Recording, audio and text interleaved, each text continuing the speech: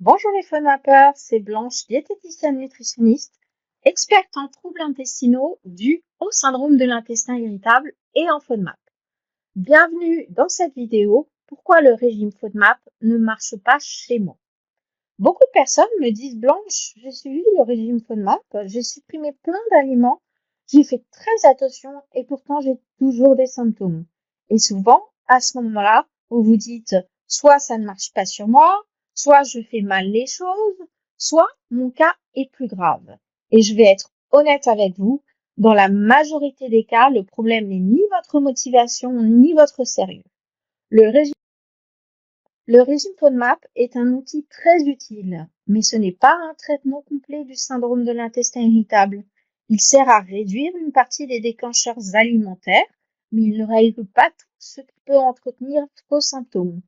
Si on s'arrête uniquement à ça, on passe souvent à côté d'autres pièces importantes du puzzle. Dans la vraie vie, je vois très souvent des problèmes de quantité, du cumul de FODMAP sur la journée, des listes mal comprises ou des aliments théoriquement OK mais mal tolérés chez vous. Et parfois aussi, le régime est tellement restrictif qu'il entretient du stress, de la peur alimentaire et même une hypersensibilité digestive. Très important à comprendre, les FODMAP ne sont pas le seul facteur du syndrome de l'intestin irritable. Il y a aussi le stress, l'hypersensibilité viscérale, la vitesse du transit, le contexte des repas et d'autres mécanismes encore. Si on ne travaille que sur l'assiette, on travaille souvent sur une partie du problème seulement. En réalité, la vraie question n'est pas est-ce que je fais bien ou mal le régime FODMAP. La vraie question, c'est qu'est-ce qui, chez moi, entretient encore mes symptômes? Et ça demande d'analyser, de tester intelligemment, d'adapter et de ne pas appliquer des règles générales au hasard.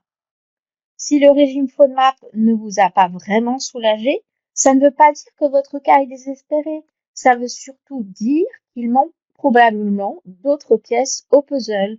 Et c'est exactement pour ça qu'une approche globale et personnalisée fait souvent toute la différence. Si vous voulez en savoir plus dès maintenant et débuter l'alimentation pauvre en FODMAP, je vous offre une formation de 7 jours gratuite et un guide des 500 aliments pauvres en FODMAP. Je vous laisse le lien de la page d'inscription dans la description de la vidéo. À bientôt dans la prochaine vidéo.